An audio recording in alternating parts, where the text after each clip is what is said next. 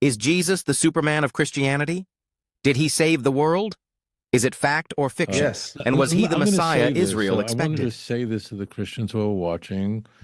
Please don't be offended. So I just want to say something. It's going to sound like I'm being disparaging, and I'm really not. So I ask you, the Christian, just to give me a chance at this. In Tanakh, and this is gonna shock people, because you and I both grew up in Christian countries, right? Where Christianity was the prevailing religion, Yes. and it really affects us.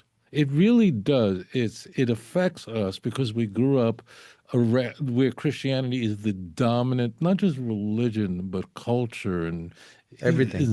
everything. Okay, and it affects us all. It affects Jews as well, people who are never Christians.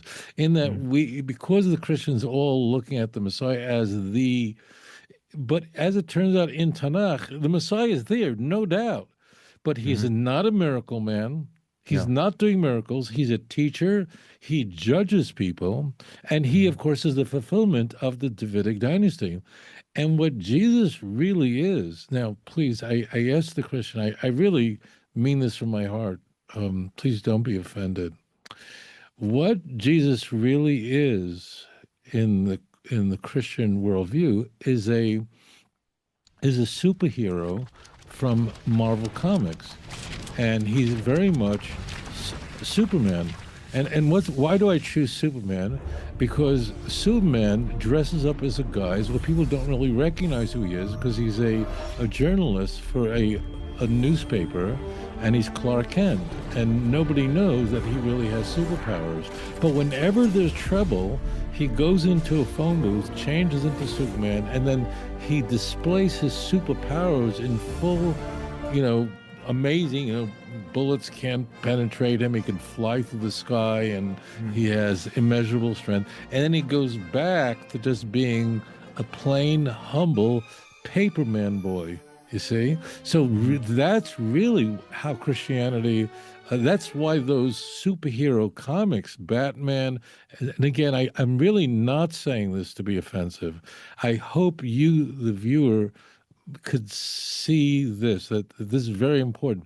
What is a Spider-Man, Superman? It's what we fantasize. We wish we had those kind of superpowers as when we were really little and saw these cartoons or whatever. It's very gripping. It's very powerful. That's really what's going on in Christianity. That is, Jesus is the Son of God, and he has superpowers, and he can be anywhere, and he can just disappear from a tomb, and most importantly, he can conquer over death. But he's the Son of God and never did anything wrong. Well, of course he never did anything wrong, because he was born to a virgin. It doesn't really make sense. That means if I was born to a virgin and I was the Son of God, so big deal I didn't walk into a gay bar. So what? Like, meaning...